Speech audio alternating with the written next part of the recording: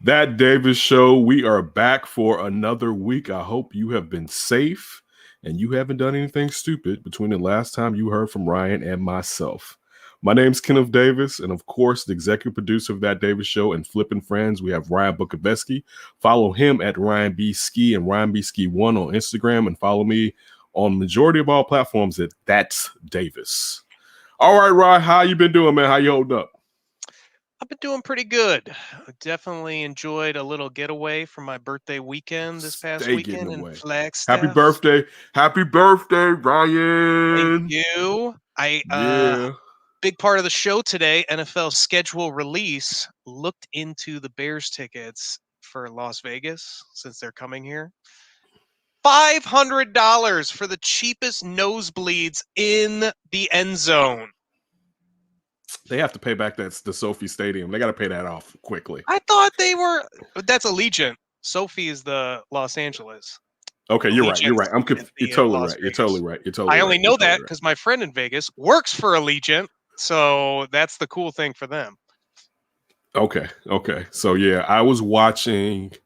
I think it was the NFL Network. I think they were interviewing Matt Nagy just now, and they were in Sophie. And what a stadium, to say the least. It looks so cool. That's the next one. It is crazy. I'm only 6 hours away from that one, so maybe the Chargers are going for crazy cheap. Maybe I can get a Chargers game. I was about to say maybe, but think about it. Even now, because of Justin Herbert, those ticket prices are probably going to end up going up. True. But I was going to say, even with the Raiders, like, they got all that gambling. That's why they have no state income tax. They couldn't just get a ton of gambling? Dude, in there? Listen, Chicago and Las Vegas, they know damn well plenty of Chicagoans will fly in. Yeah. So get those ticket prices up. You know what I'm saying? Like, I'm sure in general for most teams, those tickets are up because Vegas just offers that weekend getaway. Because Vegas is best served in 2 or 3 days. Mm-hmm. I mean, especially if you're on the strip for the most part, or in a hotel on the strip. Yeah. You know what I'm saying? So like the times that I've been to Vegas, it's not like I went out to Lake Mead or, like enjoyed nature there. Most of my action was around the strip or Old Vegas.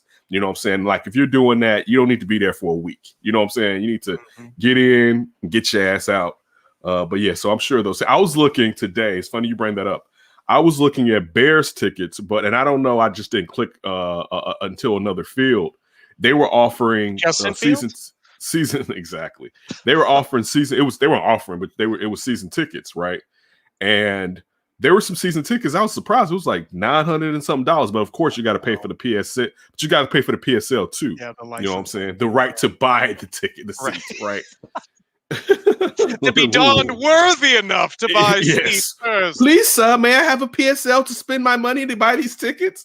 What would they ask for? What was it? I'm blanking on the word. What would you ask for, like back in the olden days? Give me your trophies. Your firstborn. Yeah, like give me some of those. Yeah, those personal seat licenses. That's something. So anyway, one of my favorite baseball teams, Oakland A's, thinking about the Vegas trip too. I might have to relocate. I hate that. Listen, I'm anti-D on this one. These rich owners should pay for their own way, and he's correct for the most part. But you need to have entertainment for your citizens. I'm just being honest with you. You know what I'm saying? That's part of the thing with this Oakland A's thing that makes no sense. They want to pay for it all. They don't want governmental throwback. They want some of it. I was looking at it. Yeah, they want something. But it is really not as bad as like SoFi that we just talked about, where they're going to pay out the ass for that. It's like, I can't say necessarily how they're going about to receive it, as far as will they give them any tax credits or anything like that. But I think in all, they probably want like 1.4 billion. And that's not to just give them, but that's even in credits and stuff to help them, you know what I'm saying, to recoup some of that money by the lakefront in Oakland. That's where the A's want to put it, by the lakefront. But they don't believe the Coliseum can just be renovated. It's a wrap.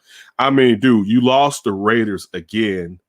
The Warriors went to San Fran on you. You got You got to keep the A's, man. You got to get the people in your city something, man. Like seriously, I agree. especially with. I mean, now mind you, I haven't been to the Bay, but I know that Oakland. I know Oakland's still a rough. I love Oakland music. Let me first say I love the Bay music, but something about Oakland is just attractive to me. Right. Especially, I feel like if you're from Chicago, it's kind of like a sister city in a way or whatever. It's got its own vibe that you can kind of relate to. That sister with like a divorced marriage is living exactly. Out in But when y'all hang out, it's like, what's up? What's up? Like, yeah. But what was I trying to say? But the thing is this. I know even from like some of the guys that we used to have on the show, towards the beginning of the D and Davis show, that was living out in Oakland, and this is like 6-7 years ago, how high rent was. Like, all those Silicon Valley people that couldn't afford to live in the square mile that is San Francisco or whatever, those people live in the Bay and they're pricing people out. There's money in the Bay. I'm not saying that it's going to help the regular Joe, but still, like, come on now, you hold on to your team. You lost the Raiders twice. I mean, seriously. You can't lose it's not like Seattle lost the Supersonics. They're not trying to get rid of the Seahawks, get rid of everybody. Right. They're trying to bring in a hockey team and trying to still look at. Listen, I'm gonna tell you this: if they end up going to a city like Portland, one day you may end up seeing me live in a city like Portland. That's one of the reasons I don't want to move to Portland. When we talk about moving to different places, I'm like, they don't have a baseball team. Like, I can't go to a baseball game at all. Right, like, no, dude, I need to see, especially like I need a baseball game during the summertime, at least. I'm with you. That's so funny. I had a talk with my supervisor today. Just like, there is something about baseball in the summer, especially like I've been bike riding at night. I've been putting Len Casper on with the White Sox broadcast. I've been loving it. Like, it is just with this hot weather, baseball in the air, something magical about it. This past week, he's been sitting there for Steve Stone, since Steve Stone was on vacation with Jason Benetti, and it was pretty, and it made me think like, oh, the future. Right? Like, we did it again, right? We did it again. Oh, Steve, you're tired. It's time to go. Len Casper come up and with Jason Benetti, right? Like, oh, it's nothing like nothing like having great announcing for baseball. Listen, just like and the thing like you brought up, like the nighttime. I haven't really still gotten a chance to sink into my baseball season the way I want to. Plus, my family. Well, you're also dealing with some cold air up there that I'm not dealing with. Family, it's a big difference. My family is full of haters. They just don't like sport. Listen, the lady sold me on that she was a sports fan, and then they always do that. 180. I was like, that was big in the 90s too, for women that grew up and were teenagers in the 90s. All of them liked sports. Right, but then when it's too much sports. It's too much. Like, you thought you liked this too. Like, so I don't get to enjoy sports like I did, particularly before I had kids, because like it's like me, and they don't really want to as much. She'll still a little bit, and the boy, I don't know what's in that boy, right? Because at his age, right then, I was tuned in, right, but I want to get to just some night game. I remember my next door neighbor, Mr. Harold. His last name was Hamill, but we call him by his first name, Mr. Harold. It was basically like my grandfather. Shout out to Mr. Harold, his kids, man. Mr. Harold was great to be in my family. He used to have how his bungalow was set up.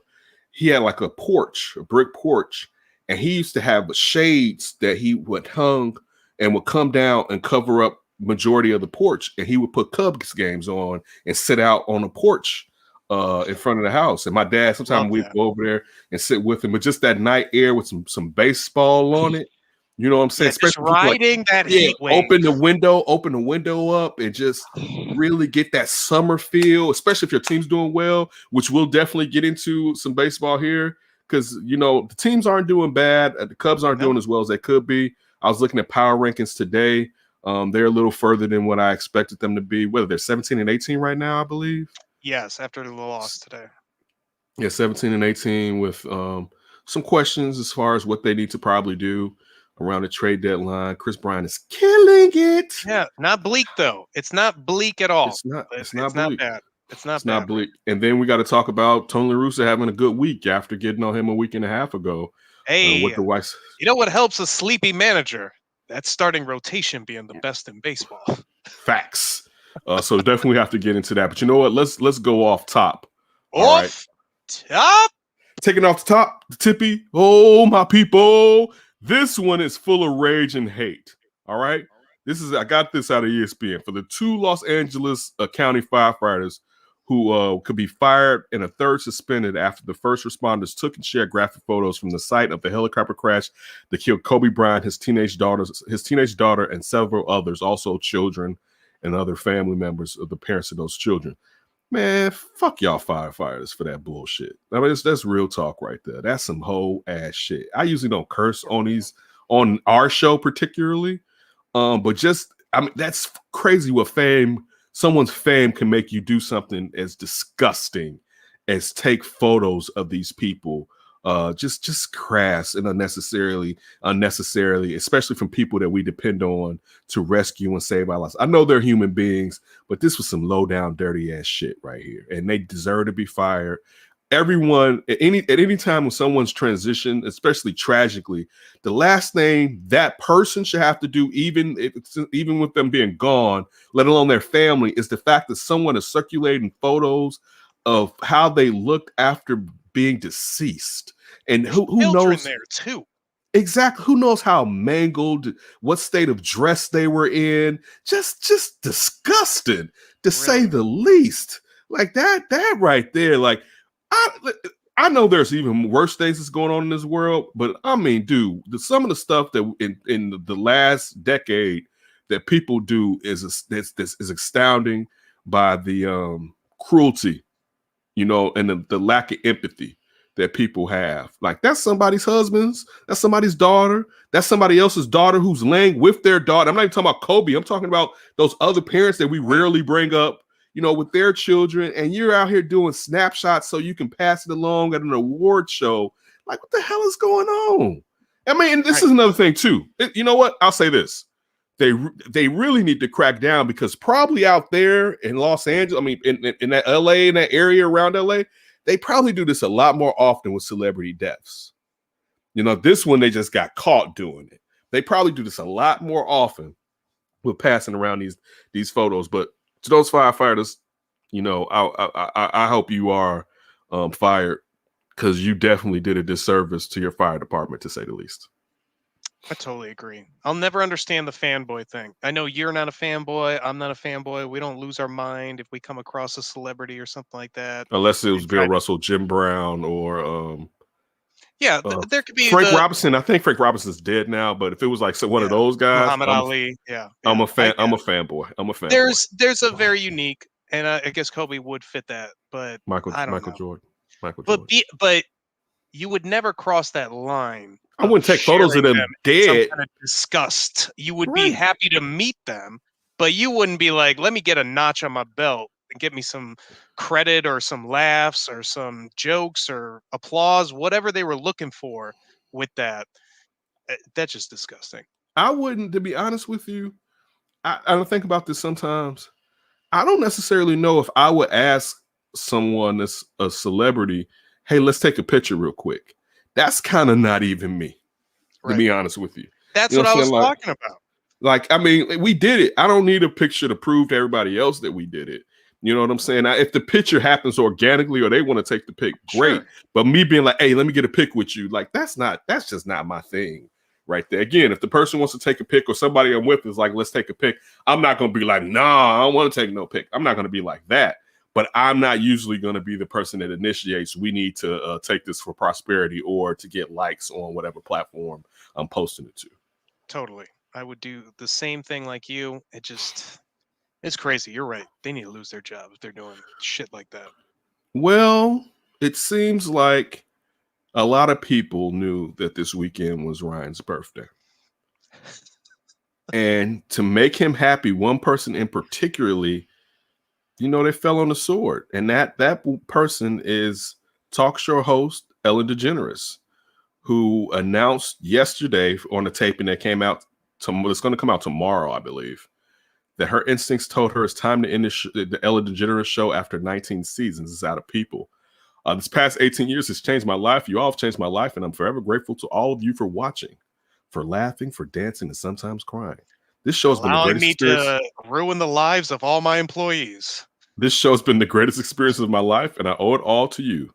She continues to thank her viewers. So Ryan, if you don't know, everyone, has one of the banes of his existence that's up there with Justin Timberlake. But I think I was going to say, can he be on the last show and retire as well? I might explode. Oh yeah, you would. It would be a climax of epic proportion. So Ryan has to be happy because when we on the flip, the earlier iteration with Ryan D and myself, primarily with Sydney Brown, what we came down to is Ryan really disliked Ellen DeGeneres. So when the news last year, or even the year before, part of last year and the year before, came out that she was pretty cruel to her employees, which she kind of owned up somewhat to. She kind of put it on. She didn't know that the tenor of her production team and everyone else that worked there, that it was so toxic, but didn't necessarily say I'm the purpose or the reason that it was toxic. Right. How could you ever notice it when you're the queen and you're just the biggest diva and ruining everything and being just a suck ass? Of course you're not going to notice that. You're the queen bee. Well, idiot. You don't have to. After next year, Ryan, you don't have to worry about it anymore. I'm excited by this news, but I think Justin Timberlake overrules Ellen on the scale. I think I need him down more than Ellen. Wow. Yeah. I don't know, man. JT got a couple tracks though. I'm with you on how he disrespected Janet Jackson now. I'm with you all the ways with that. Came out. He finally apologized for it 20 years later or whatever. Right. Oh, it was my fault. Oh, it was my fault. Right. I don't see race. I believe in people. That is a quote from Justin Timberlake. I didn't know that. But which sounds like some BS to me. So yeah, those are two of the top of the villains in Ryan's life. These are the people that he has extreme disdain for, to say the least. And one of them is Joker and Two-Face. I love it. Oh, that's a good one.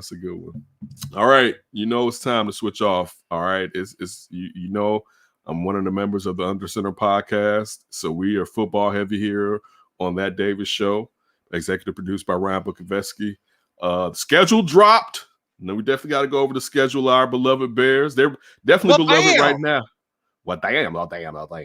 They're definitely beloved right now before they start playing games, and we have to start criticizing that ass. So I'm going to go over the games because I highlighted a couple games for me, Ryan, that stood out, and one of them's a preseason game. Yeah, I like it.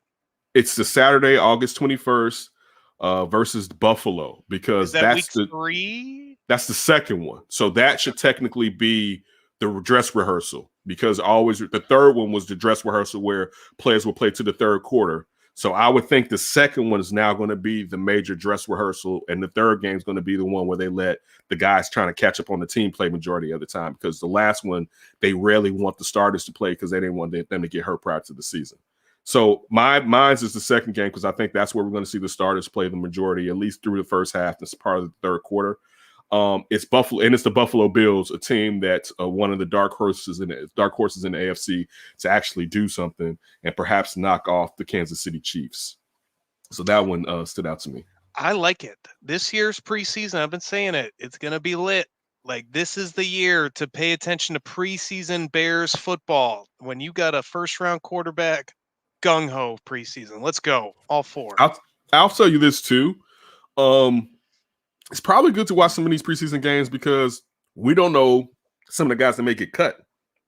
There's a ton of competition. And teams haven't been able to really, it's not going to be rookies usually, especially if they're drafted high.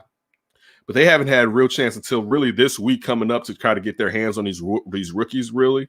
And even some of their own players, they've been doing Zoom meetings. So when they physically get to see, how well this player has necessarily been taking care of himself, how he fits into the system. Some of these teams have coaching changes. You never know who's going to end up on the streets. There's still going to be some guys let go during the preseason that may add value to a team for the regular season.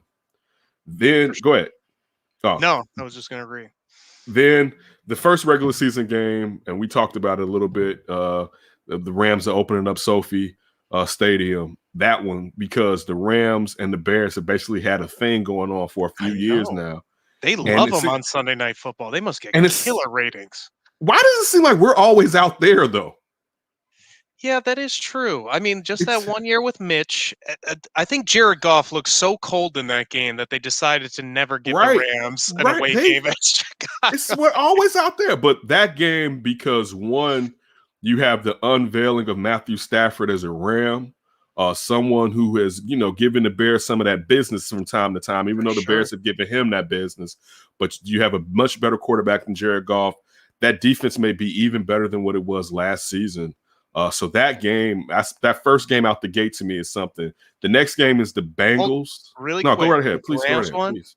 You think that might have been a Sunday nighter? I'm sure the ratings were the main reason. But do you think that they're kind of thinking that might be Justin Fields versus Matt Stafford? Yes, I do think that there's a chance that they're like, just in case they start him out the gate. I'm thinking he's starting. I don't know if he should. That's a lot to put on a kid. He has to win it. He has to win the job. But this isn't a situation where this kid played one season of college football.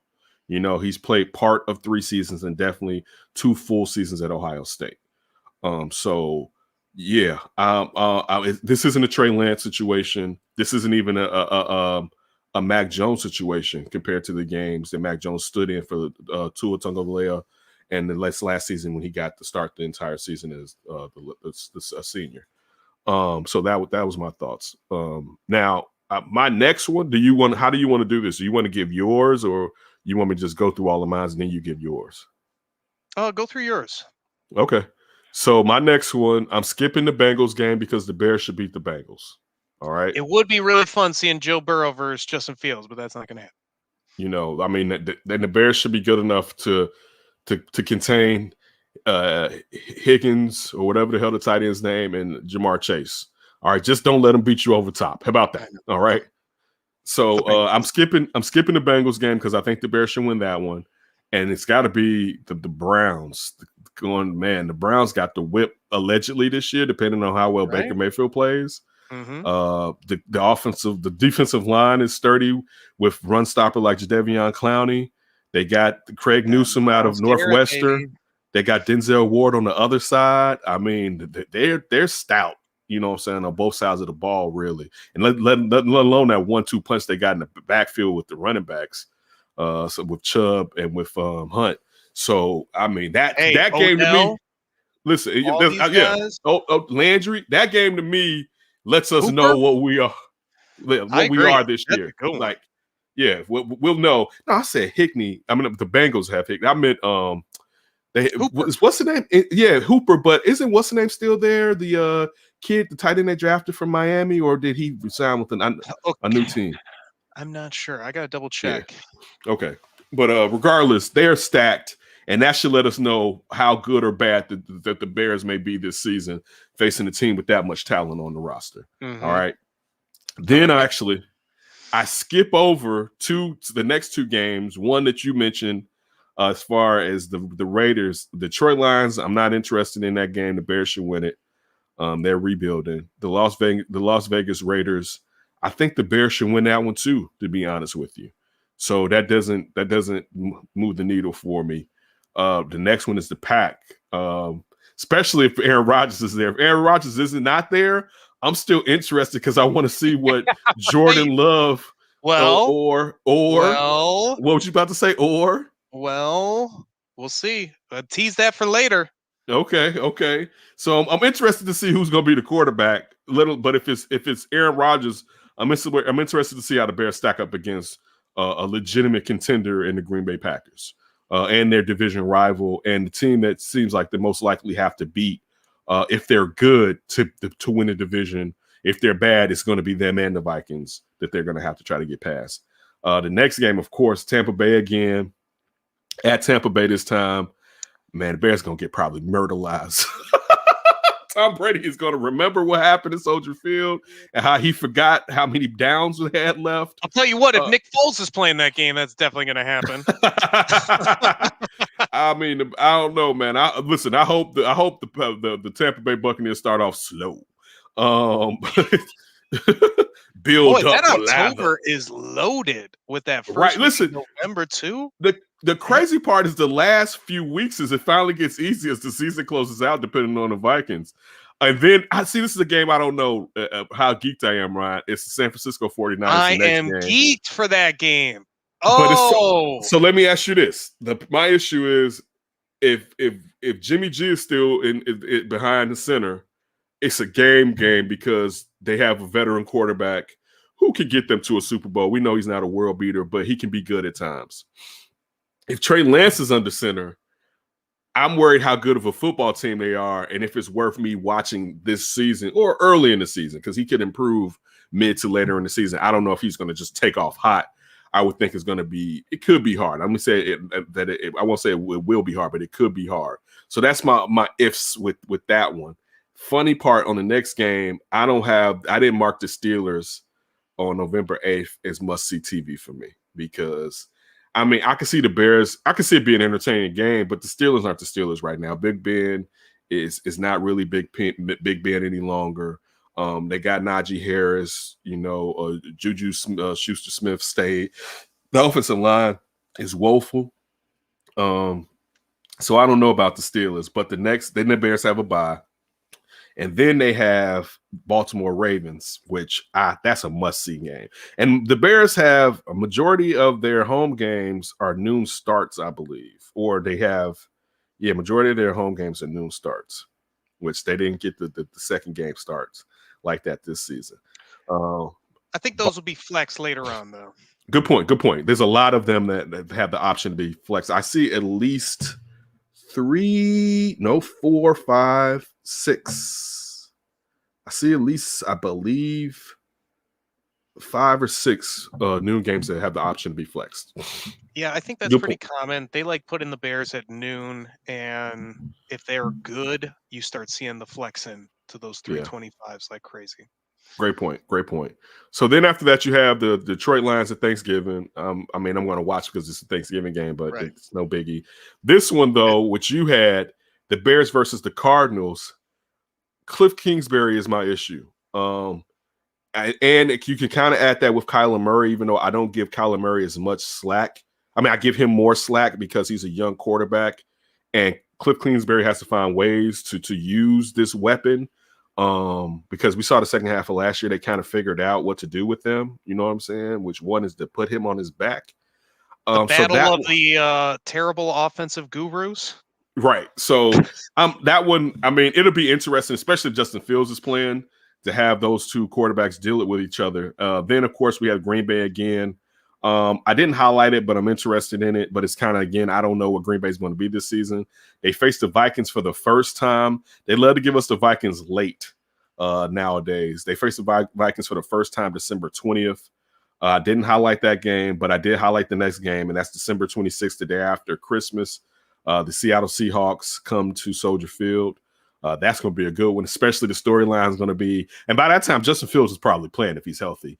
Storyline is going to be about what the Bears wanted to do in the offseason and what ended up happening. Yeah. So, and then especially if they can get Russell Wilson to kind of talk about Justin Fields, and Justin Fields to talk about how he kind of mimics Russell Wilson as far as a player that he uses to implement parts of his game. They face the Giants next, which who really cares? The Vikings are the last game, and I mean, they should be able to get in the Vikings' butt, but the Vikings defense should be better now after making some of those changes and get rid of some of the older players last year. We know Zimmerman can coach up the defenses, but let me get yours. Well, the big one was that Niners-Bears one, because I am in full belief Justin Fields, just based on what I think he is as a prospect. I think he's starting that game. I think he will be the starter by Halloween for sure. And that is just spicy, because if he's playing and he's killing it, and Jimmy G is out there or Trey Lance and they are struggling, you know what everybody's going to be saying. What the hell were you thinking not drafting Justin Fields at 3? So just the thought of the 49ers being under that kind of scrutiny, just Oh, that warms my heart. That warms my heart. What did the 49ers do to you? What did they do to you? It's funny because like my brother hates the 49ers because he grew up with the 49ers beating the Bears like in the conference championship and all that stuff in the late 80s. I always liked the 49ers. And they were my side piece. They were my side piece team. Because I liked them. I really did. And there was one time we're watching the movie. There's something about Mary and she's like flirting with Brett Favre. And then she goes for Ben Stiller and is like, I'm a Niners fan. We looked at each other like, idiot. Like the thing we were arguing about earlier that day. It was perfect. And I think my decline with the Niners started to happen. And part of this is a little bit of jealousy. I'll be honest. You got John Lynch just bamboozling the Bears for Mitch Trubisky in that draft. And then they get Kyle Shanahan, the guy that I've been wanting for so long before he was ever a head coach. I loved Kyle Shanahan going back to Washington, for God's sakes. And they've been destroying the Bears pretty steadily for the last few years. I remember that Colin Kaepernick game when it was his first start. Everyone's like, oh, the Bears got this. And then he had like the game of the century and the Bears look beyond terrible. Oh, so it's just been little pieces slowly. And if for whatever reason over the last 3-4 years, the Bears kind of been linked with the 49ers in a bunch of different ways. Okay, I understand that. And then I do like just Packers Sunday Night Football. There's just something about that. I just love it when the Bears play Sunday Night Football, especially in Green Bay. I don't know why it's that much better, but I love seeing them in the whites in Green Bay, especially if they win and they make that place silent. I love that. I get you. Definitely love your Seahawks one. I'm going to throw out that Raiders game too.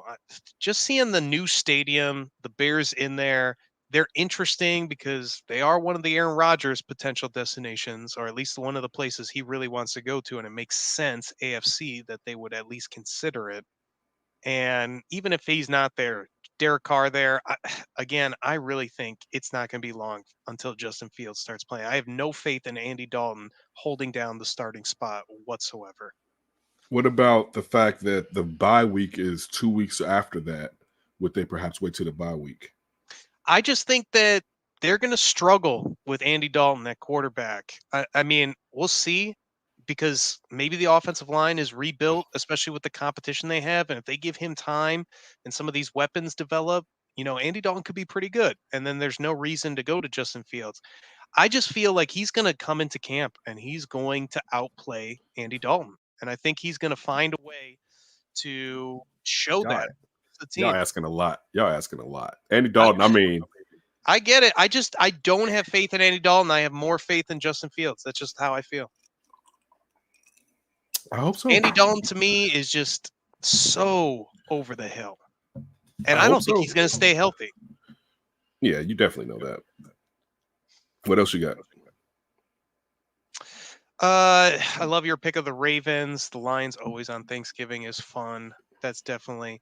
But primetime is always number one for me. So I love seeing a lot of Sunday Night Football and Monday Night Football on that schedule.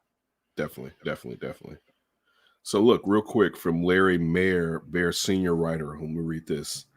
5 of the Bears' non-division road opponents made the playoffs last year, and none of the 6 had a losing record. The Rams 10-6, the Browns 11-5, Bucks 11-5, Steelers 12-4. Even though it doesn't matter, they sucked at the end of the year.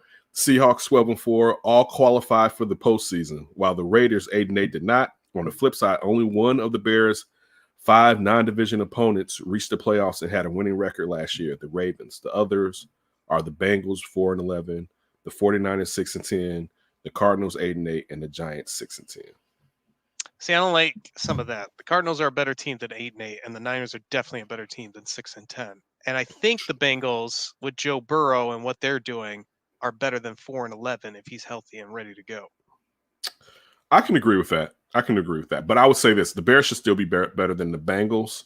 The 49ers were decimated by injuries last season, like decimated by injuries. Like everyone was taken out almost. Right. So the 49ers definitely, we know, are better than that. The Cardinals, kind of, but not true. Like you found out who they were. Let's not forget they added J.J. Watt. I think this is the last year in Chandler Jones' contract, so the defensive line should be better. But I don't know. To me, the clock struck midnight on them, and I was, we were both in on Kyler Murray early last year. Like, dude, it's like a joystick. You know what I'm saying? But people start touching Shorty up a little bit. You know what I'm saying? Yeah. So that I can't necessarily say they were better than 8-8. I think they were lucky that they made it to 8-8 because they had such a nice start. People have tape out, and they're in a division with some really smart coaches. It's gonna be interesting. Yeah, a lot of the best division in football, probably them, and then probably AFC East. I would probably say now is looking to be the AFC North. The AFC North probably would be second. Then the AFC East, I would probably say. You don't think the West with the Chargers, Chiefs? I don't believe in the Raiders. I don't believe in those three teams yet. Because none of them, as of right now, we have to see how they bought tackles for Patrick Mahomes now, but the Raiders aren't real. That stuff was nice last year with Justin Herbert, but that record was horrific. And now let's see what happens with the new coach and how well that goes. I have to see it first. And then when you're talking about the 49ers are legit. The 49ers, they're legit. Even if they have an issue, I believe they can solve the issue as long as they stay. No, that's the 49ers. I'm talking about the AFC West. I apologize. So we got the Denver. No, because Aaron Rodgers isn't there. So hell no. Like if Aaron Rodgers was there, I would be like, yeah, watch out, especially with those receivers and what that defense can do if Von Miller comes back strong. You know what I'm saying? But like with Teddy Bridgewater and Drew Lock, hell no, I'm not worried about Teddy Bridgewater. Against baby goat, like no, Ryan, that division is over there. Like that. Well, that's somewhere. It's not so much that I think that they're better. It's like, do they compare with like the Dolphins, who look like the third place team, or the Patriots, who are like the third place team? They're worst because the Dolphins had 10 wins last season. Right. Let's go with the Patriots as the third worst. The Patriots spent all the bread in free agency this year, right? They got all the guys that they wanted. The only question is, when is Mac Jones going out there because Cam Newton looks done? That's the only question. Like that division, I think is the third best division with right now. As of right now, the Patriots being last. But with Belichick, man, come on, let's be realistic. Once they figure out that Mac Jones is ready to go, or if you can find the Lazarus machine and Cam Newton now having an off season with this team can be better, I think they're going to be good. I'm not saying they're going to be Tom Brady great, but they're going to be good. And if they get Mac Jones right, but again, the whole Tom Brady Mac Jones thing, thinking this guy can become Tom Brady, is asking a lot, but he did with a lot of weapons at Alabama. He did his damn thing last year. I think you're kind of convincing me on this AFC East. I hadn't thought of it like that. By the way, David Njoku, Cleveland Brown. Thank you. And Njoku, dude, they are stacked. If Baker Mayfield is Pro Bowl caliber, shit the bed, right? Like that team, man. When those contracts come up, I know some of the guys are signed. But man, they got Garrett out the way. But you got Baker. You're gonna have to sign Baker. Shoot, I know they probably not. Got to be coming to. I was just about to say Odell has to be coming to an end, even though they may not keep him. Even Jarvis. How far is Jarvis Landry's deal from coming up? Right. Like Kareem Hunt has to be on his last year. Right, and he's on little money from what he did in Kansas City. He's not even got a real check yet. You look at Jadeveon Clowney's on a 1-year deal. You know what I'm saying? Like you got, and you have to pay Denzel Ward, like you just said. Yeah, but at least you have about 2 more. You have 2 or 3 more years before that, because this is what Denzel Ward's 3rd season. Last year he went in the Baker Mayfield draft. They had 2 in the top 5. Oh yeah, you're right. It is about time to pay Denzel Ward then. Yeah. He has a 5th-year option, but it is getting close. So like that, but again, that's a good situation to be in. You know what I'm saying? That's where you let some guys go and you have to draft some young talent to kind of fill in those holes.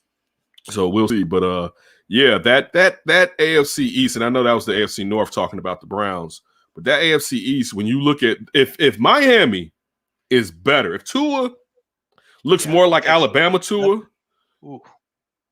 dude.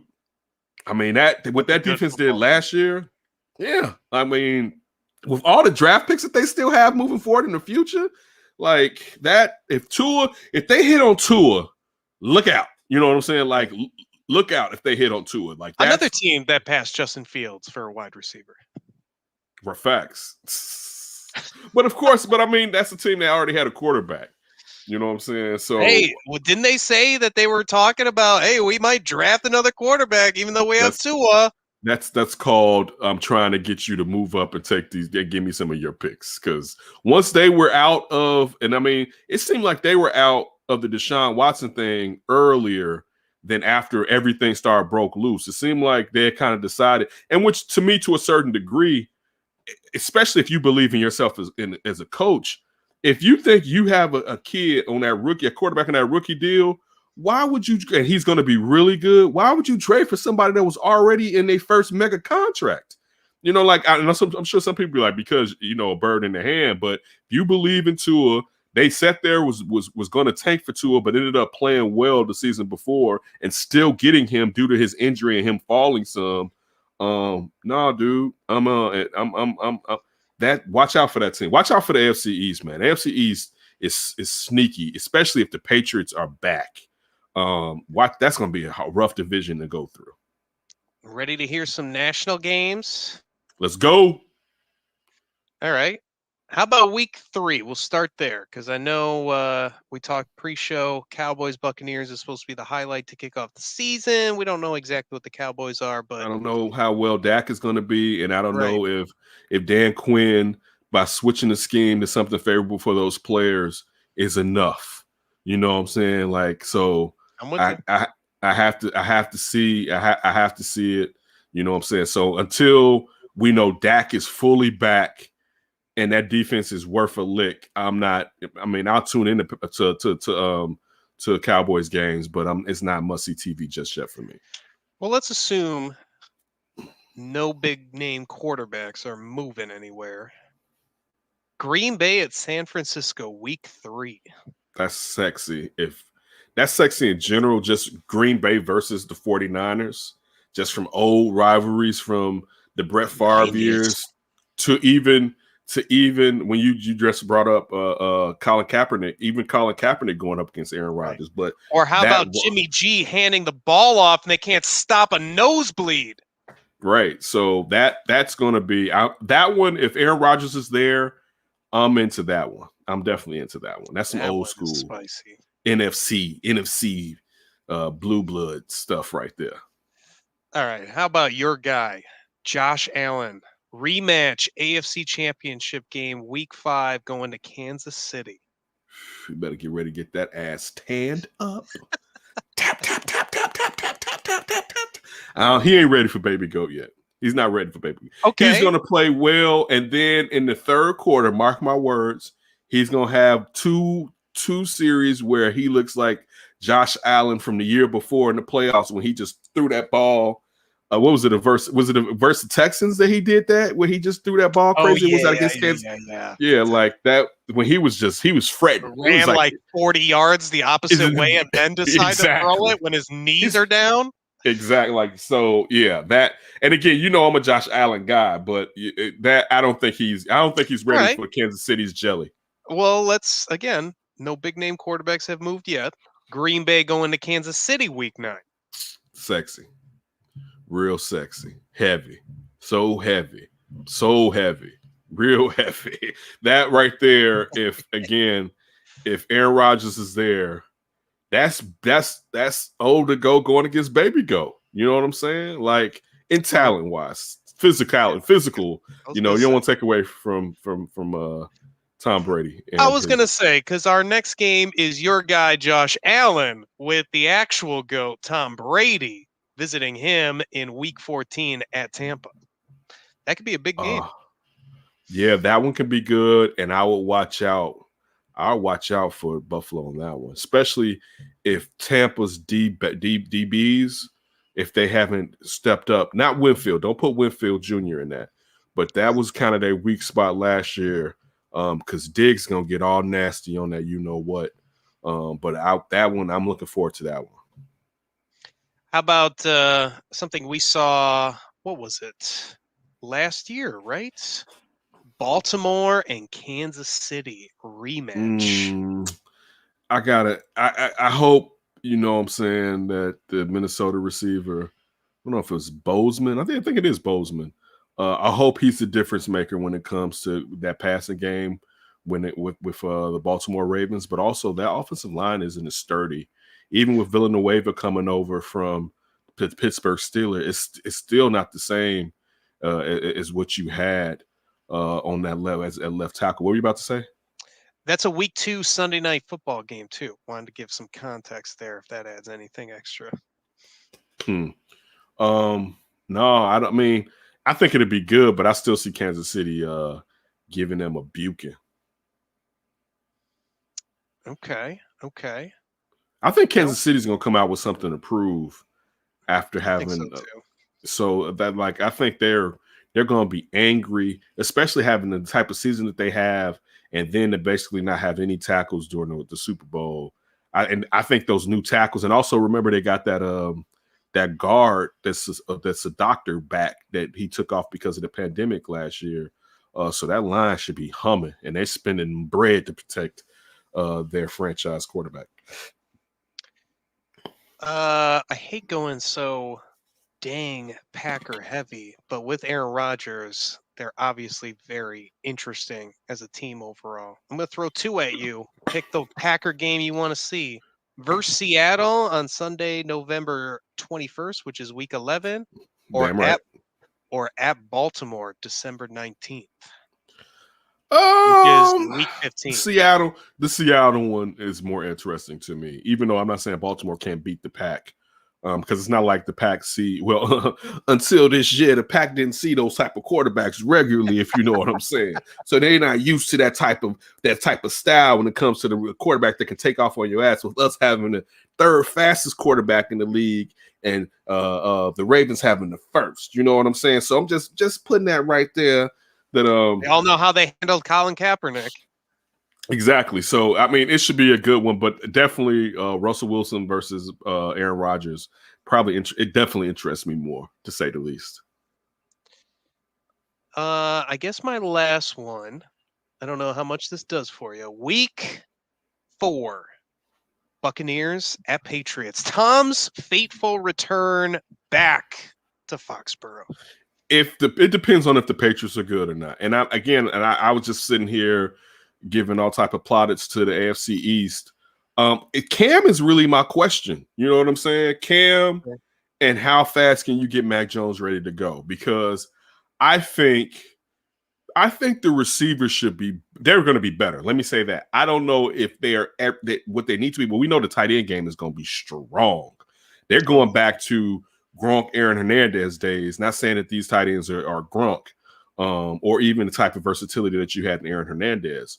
But they're going to be tearing up the middle of the field easily. And then you look at what was the best weapon that Cam Newton had really all those times in Carolina, and it was his tight end. You know what I'm saying? So when you look at the fact that they're going to be really using the tight end, look, and they got some smart people over there. If the Patriots are good, that's prime time viewership right there. I mean, it's prime time viewership because Tom Brady is going home, but still, I mean, if they're good and can give Tampa a game, especially seeing that Tom run the first volley between who's more important, the coach or the player, with the fact that he came straight out and won the Super Bowl. And just winning this game isn't going to sit there and have them eye to eye as far as him and Bill Belichick. Bill Belichick has to win the Super Bowl without Tom Brady. But still, that one, I'm interested in that one, to say the least. That's all I got for my NFL games that I was looking at around the league. All right, so let's switch over. Definitely got to get into a little north side, south side baseball here in Chicago, the Cubs and the White Sox. Let's lead off with your Cubbies, Ryan. You're in a situation where the Cubs are kind of at a catch-22. They don't suck. They're not bad. They've had some ups and downs. I think Javi's starting to come along a little bit. They got a lot of injuries, though, of late.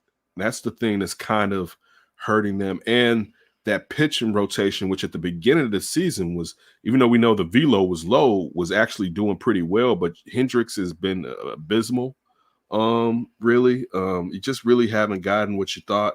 And we questioned that pitching staff, but thought it was going to be better than now. But what are your thoughts about the Cubs so far this season?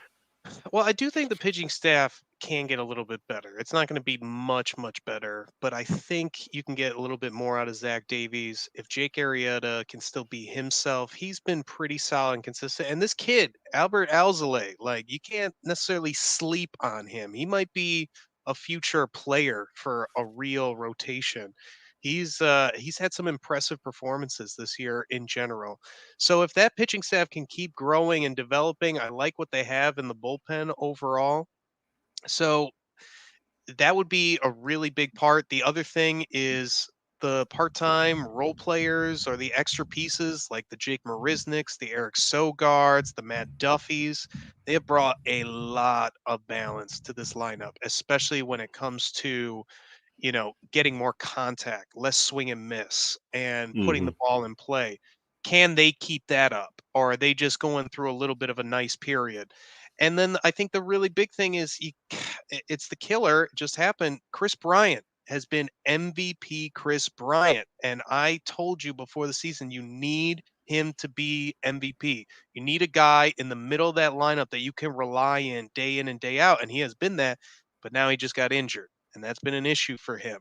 Hopefully it's something small. He just comes right back. No big deal. He said he was feeling under the weather. That was part of it. If he comes back and just keeps on rolling, no big deal. But if this is something where, his play starts declining or he's in and out of the lineup a lot, the Cubs are in trouble. Plain and simple. And you have him right now, the number 2 player in the NL behind Kuna Jr. as far as I think wins above replacement. And he's been so versatile, playing all the outfield positions. He's actually played the outfield more than he has at third base. I mean, he can play center field twice at least. Yep. He can play all over the diamond. Crazy. I mean, play some first. Right. At this point, I'm signing Chris Bryant as hard as I can. I mean, I just need to see Chris Bryant going back to being Chris Bryant because as the White Sox, what if you never had Jose Abreu in the lineup for most of the year? And when he was in there, he was clearly lacking all his power. I mean, that would be a huge blow to that line. Doesn't mean that they couldn't score. Doesn't mean that they wouldn't be good. But having that consistent guy at the top, there is something to say about that across baseball. Yeah. The only problem, let me ask you this. This is my only issue with something that you said. Me personally, I would prefer for the Cubs to resign Chris Bryant. And Chris Bryant, finishes out his career as a Cub, but towards the end of his run, he wants to go contend for another championship somewhere. The team's looking to maybe pick up a prospect, even though if he's old, it's not going to be worth a lot.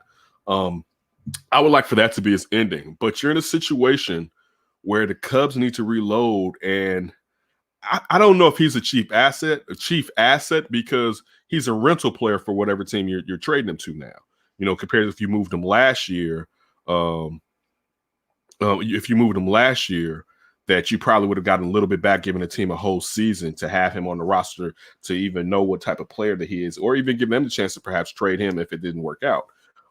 So I guess going along with what you're saying, yeah, you probably should resign him because unless by the trade deadline, teams are like, dude, if we have him, right, we can take us over the top, and I'll give you prospect X. And prospect X is like high on the grade as far as baseball perspective or whatever type of platform you use when your grade needs baseball prospects.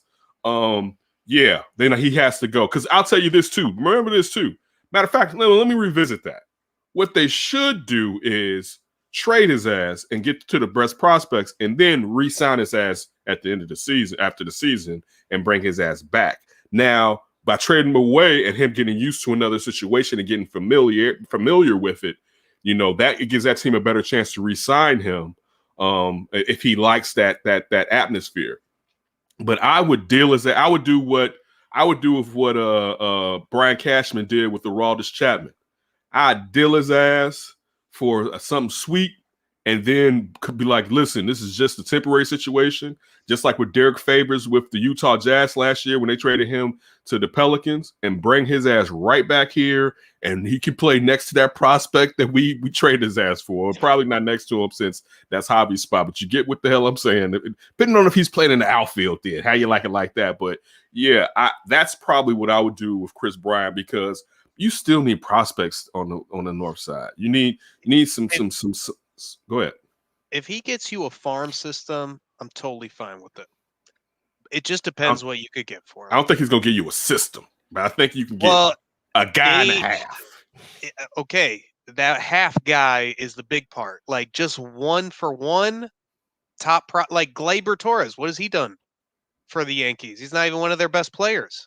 Obviously, it's nice to have, but I don't know if I would want to just trade Chris Bryant straight up for one prospect. But it's better than no prospects, Ryan. Especially if you. I'm just saying it because if you trade him away, like you said, you might lose him. Like he may walk. Not want to come back. He may walk for nothing in a season where it doesn't look like you guys are contending for anything. So that's true. It's better to get something back for him than nothing. Like what? So you could tell fans that we let him walk. Well, that's why this next couple months, they better be talking to Scott Boras like crazy and get an idea of how likely Chris Bryant would sign here. Oh, it's going to be, we're going to find out what the open market dictates. Then you got to be, if there's no chance for any type of extension or signing him before free agency, then you have to be smart and you have to get prospects. It's not a chance in hell that Chris Bryant went this far. I'm not saying that it's odds are. I'm just saying this is what the steps are that the Cubs have to take. If it's as mad as he was about how teams misuse prospects' timing as far as when they come up. That's why I don't think re-signing him is part of it if you trade him away. If you trade him away and you did that, I don't think he's coming back. I don't think, but you know what? I don't think that's a big of an issue if he likes it here. Listen, if you're very honest to him and say, listen, we got to build another contender here, and we want you to be the centerpiece of the future. This is temporary. I think Chris Bryant is a big boy and can understand that, especially if you're giving him a chance to go contend for a World Series. You know what I'm saying? So I think he can get that. And then next year, you blow the door off and you sign him to the biggest. Like the thing is this, you got to get close to whatever that other team that Scott Boras is going to use on your ass. All right. You got to get close to what that team is offering him. So if you're not willing to get over 200 mil, probably, I would think he's got to be in the 180, 200 mil area, I would believe. You know what I'm saying? Somewhere, especially if the season continues to go the way that the season is going. You know what I'm saying? But I would trade his ass. You know what I'm saying? And just be like, dude, we want you here, but we have to bring in some youth. You know what I'm saying? We got to get some guys. But I think that what you're talking about is what I'm saying. It's you have to get an idea of Chris's mindset. If you feel you can do something like that because he's interested in staying here and you display a commitment level to him and you figure out that, hey, we can just trade him away, get some prospects and bring him back. But if it's like a cold relationship, then maybe you just trade him at the deadline. If you feel like you can contend with something moving forward and he's open to the idea of re-signing, then I don't know if you necessarily trade. It's all about the communication. It obviously depends where the club is at. But if he's willing to do something like that, where you bring in prospects and you trade him away and, hey, we're gonna bring you as much money as Team B that Scott Boras is going to find, and he's down with that, then you trade him. Trade him. Yeah, that's my opinion. All right, moving to the south side. Things are peachy keen over here. What you say? Pitching helps. Yeah, things are nice on the black side. Jackie. Pitching helps. Yeah, Jackie likes what's going on the south side. He says shout out to Kenny Williams. I don't know if he's saying that. Isn't he pro Dodgers? And he wants the Dodgers to win?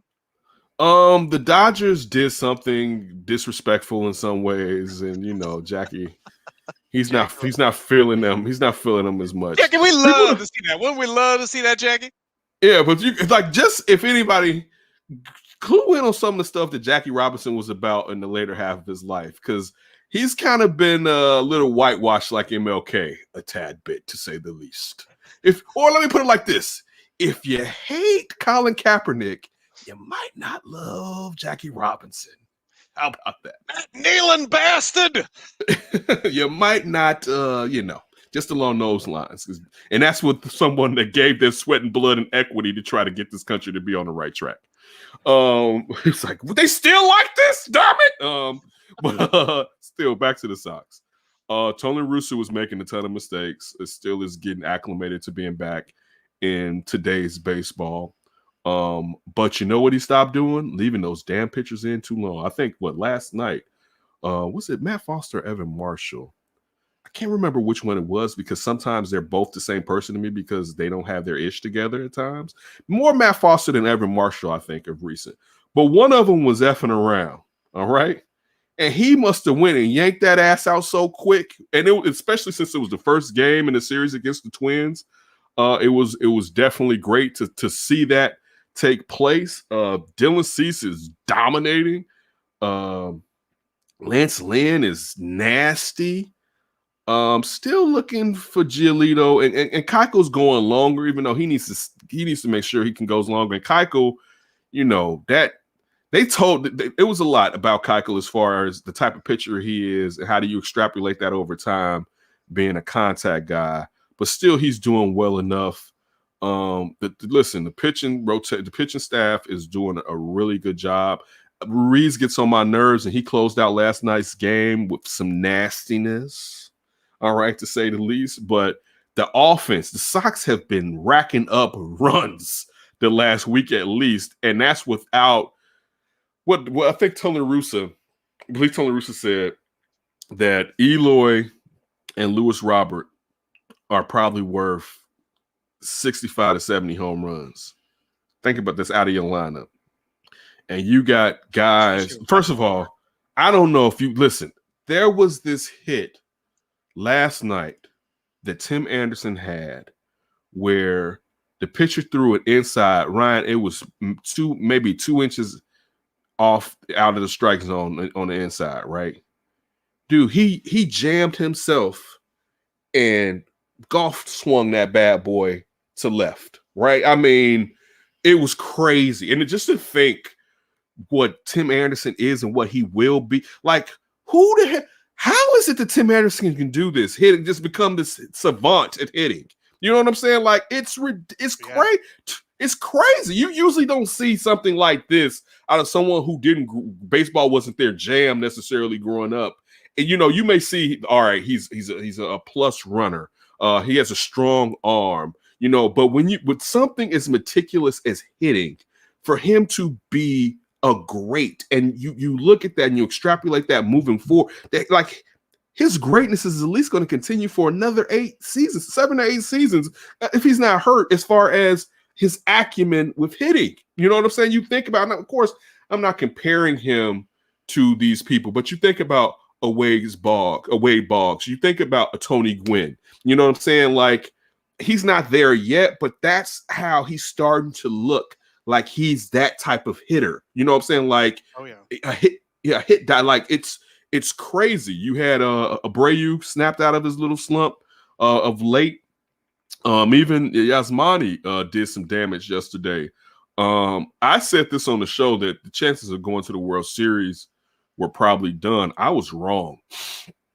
If this pitching holds up and they can continue to get these runs out of players that you don't even expect them to get these runs from, man, they were third in I don't know. I think it was ESPN's power ranking. I could be wrong. I think it was ESPN's power ranking. It may have been the Athletic. It was either ESPN or the Athletic. Let me say that.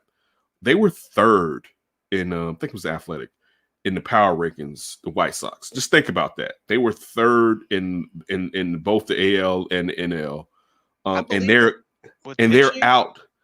out of 66.66% of their outfield. All right. It makes sense when you hear the pitching staff that you've described, and then you throw in the bullpen. Right. Crochet with Hendricks, Kopech, Cody Hoyer, Bummer. The guys. It's really hard to.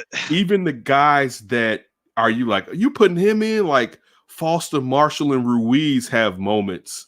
And we haven't even mentioned Liam Hendricks. Like, they didn't even have to put his ass out there last night. Like, he had 2 days of rest so far because they've been kicking ass. Right now, as a Sox fan, goodness gracious, Rickon, take a bow, Rickon. All right, because what you put together here, imagine if you had those 2 players. Now, their strikeouts will be higher, right? But still, if you had those 2 players with these guys, you got a candidate for Rookie of the Year. And unfortunately, we thought that Adam Vaughn / Jose Abreu / Yasmani Grandal, in the next few years, we're going to be able to use all these guys at DH. But then the Yerminator was like, hold my beer. All right. And he has slumped a little bit, slumped compared to his hot start.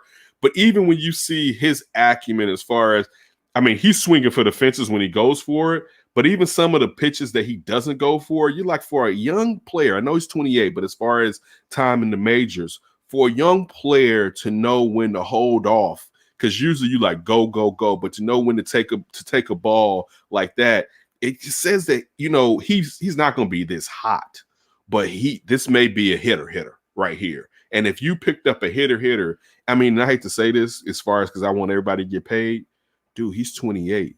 The years of control they probably got left, they probably got 2 years of control at least. You know what I'm saying? So he'll be 30. You know what I'm saying? Like, the deal that you can sign him to, if this kid is really like, you got this type of, if he is the deal, but when you look at him, when you look at Nick Magical, worried face Nick is out there hitting. You know what I'm saying? Danny Mendick is sitting there between times that coming from him and Schomburg is definitely helping to the team. We're fortunate. Zach Collins is doing well, and Andrew Vaughn has started to click in a little bit. It's just to look at what this team is doing, especially against division rivals. You know what I'm saying? It's pleasant to say the least. Yeah, it's been fun. I like where they're going. When you can pitch like that, you got more than a shot. And if anyone knows, it's those 05 White Sox. Yeah, that's right there. When you got all 5 starters, and the crazy thing with the Sox is 05, I'll say this. In 05, we did have a couple guys that we were like, man, I forget one of the guys. We traded them to the Cubs for we traded him to a Cubs for a pitcher that had both the first name and last name started with A. I forgot. He was a lefty too. He was a lefty, maybe 6 feet, 6'1". I can't remember his name. It was Aritis. I can't remember the Cubs player, but anyway, I can't remember either one of his name. I feel like his last name was Cole or something like that. The point that I'm trying to make is he was a guy in the bullpen then that we was like, well, maybe when he's a starter, we got something. Dude, they definitely know Michael Kopech is a starter, right? Like, and he's nice right now. Garrett Crochet, they look at as being a starter. And if that kid can be healthy, you talking about basically a chance to have Chris Sale 2.0. You know what I'm saying? Like, those are I was just looking at it, like one of the fears was with Dane Dunning being traded and Lance Lynn having 1 year, that damn, you don't have a lot of control. Lance Lynn is probably going to walk next year. Some teams probably going to offer him a lot of money. But though they got dudes in their bullpen. And they got, if Dylan Cease can be this Dylan Cease, whoa. That's the thing. And again, it's futures. You don't know if futures are going to necessarily come to fruition. But Rick Hahn, sir, take a bow. You've definitely put together a team. For the type of injuries that you've had this season, for this team to be doing what they're doing. And these are the main boppers. You know what I'm saying? Outside of Jose Abreu, basically. I'd even put them both ahead of Yohan Moncada from COVID. Yohan Moncada and what we've gotten this year. They moved him up in the order. He's batting third right now. I know a lot of people want to bat second. Sean Sierra always says it on Sean and Maya. But yeah, it's been a nice week and a half on the South Side. Yes, it has, especially how bad it was going into the beginning of that week and a half. Right. Definitely. So, all right. You know what time it is. Let's go up for grabs with Ryan B. Ski. Let's start off back with football. Blake Bortles has signed with Green Bay, adding fuel to the Rodgers leaving the Packers fire? Question mark. Who was like you? I know they've said that they need because they don't know during their OTAs they need quarterbacks, so they got to bring a quarterback in because Aaron Rodgers he's probably not showing up for that. All right, like I don't think so. I'm not showing up. So, but you bring in Blake Bortles again. Now, if Aaron Rodgers is traded and he's going to be your backup quarterback, it's cool. Oh, he's going to be the starter if they trade Aaron Rodgers. That's what I'm about. But if you're telling me he's going to be the starter, Jordan Love can't play. They've said it. He is not ready. So why haven't you moved him? Why didn't you go get a second and call it the next Brett Favre? Dog, call it a wrap. Hey, you know what, A-Rod? You right, buddy. We send a shorty out, right? Listen, as many teams that needed quarterbacks this year in the draft, you could have moved shorty and got a first-round pick. It may have not been like you drafted him. You moved up to draft him at 26.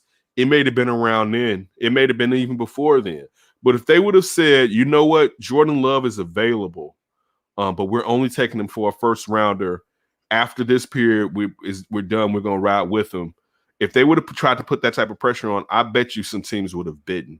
And now you probably don't want to do this in the division. We know the Vikings were looking at Justin Fields because they're looking at in 2 years when that Cousins guaranteed money comes up. Like you could have, again, even the Lions. You don't think the Lions? I don't know if you want to trade him in the division, but if you don't think Shuddy is the shit, it don't matter where you trade him, right? They love him. They're making plans. It's all about he should be able to play me in the future. He should be able to play this year. If he had a year, he sat for a season. All right, he should be able to come in this year behind. Well, that's a problem because that means you shouldn't have drafted him last year. If he sat for a whole season and he's still not ready, and again, listen, if he sits for 2 years and then he's a Hall of Famer after that, I'm wrong, right? Sure, clearly I'm wrong. But this kid had a college career, and then you sat him a whole season behind one of the greatest quarterbacks ever. If he couldn't pick up enough, and I'm not saying this is not a lot, and then you had a whole offseason now to just berate his brain with the fluid knowledge. You know what I'm saying? Like it's something. He ain't the one. He's not the one. At least for me right now, if you spent that equity and angered your quarterback in the fashion that you did. I'm with you. I never understood that draft pick. I love it still. It's so funny to me. Maybe I'll eat those words and he'll be a Hall of Famer. But boy, when I saw the signing, I was just thinking probably is nothing, but there is just so much smoke coming out of Green Bay. So much smoke out of Green Bay. I know they like the cheese. I didn't know they like the smoke meats. Right, and when there's smoke, there's fire.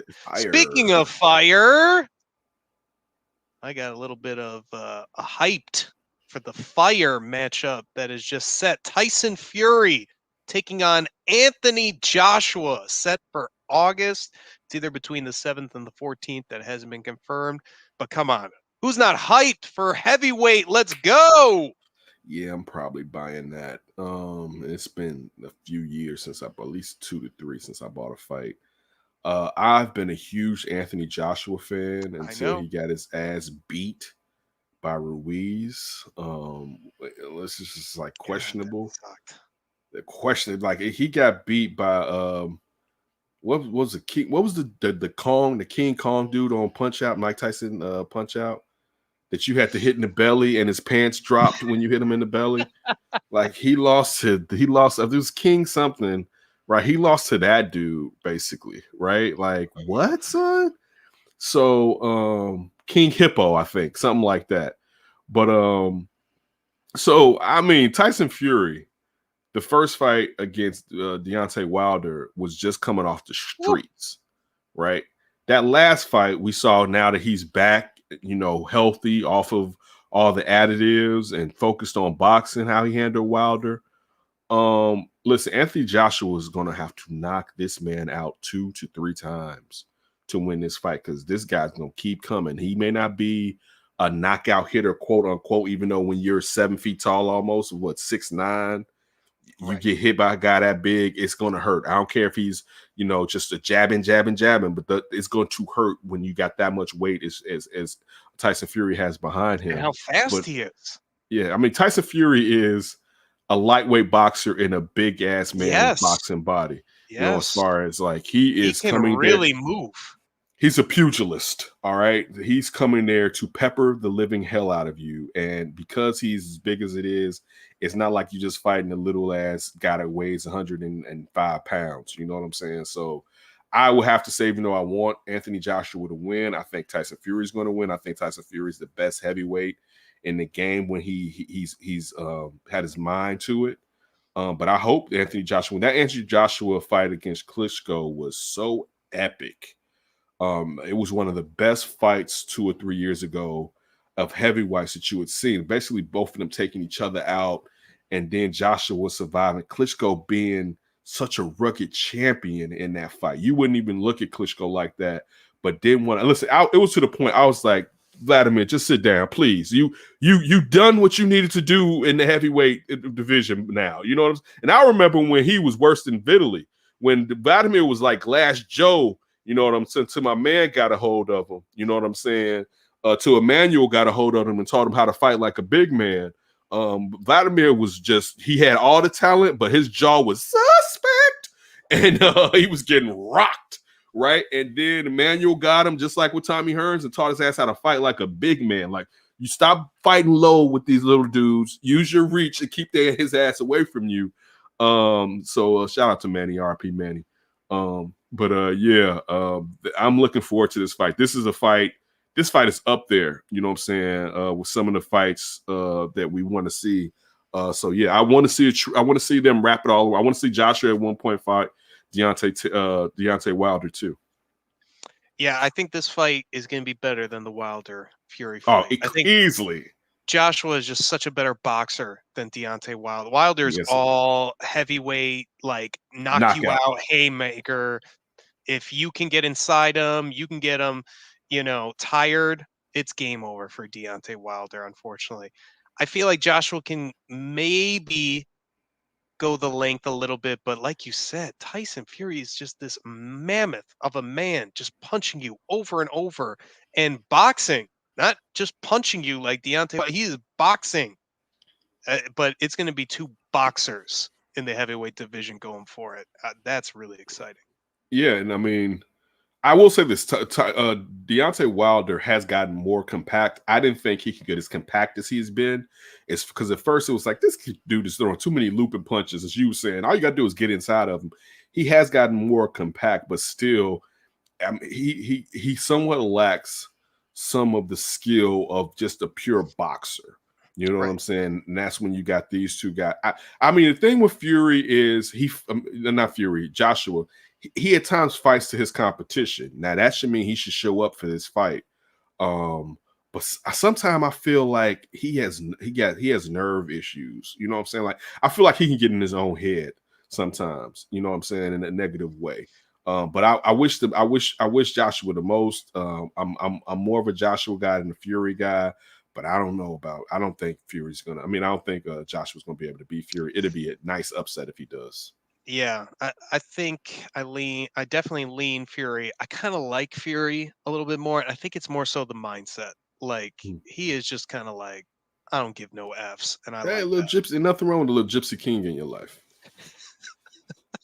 I mean, as far as someone who's come from the bottom of the bear, like been at the top, fallen to the bottom, and cleaned himself up, it's even better than Josh Hamilton's story. You know what I'm saying? Like, as of right now, you know what I'm saying? Because, I mean, Josh Hamilton, he had the opportunity to win a World Series, but he didn't win a World Series. Fury is the title. He's the champion. Idiot couldn't beat the damn Cardinals when they were up 3-1. He's a champ. He's a champ. So it's definitely a great comeback story when you're talking about Tyson Fury. And he clearly deserves it because boxing is no hoe. Like, that's not luck right there. Like, you got to put in the work, the training, the dedication. You know what I'm saying? So, and I mean, some of the crazy, the bad habits from the drug use and how he used to talk about women back in the days. Like, Tyson Fury was a true idiot. 7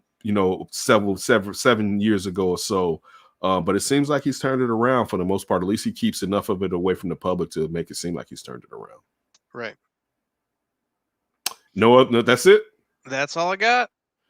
Well, listen, we always appreciate it. We'll be back with a flip for this Monday, this weekend. Also, make sure you check out the Under Center podcast.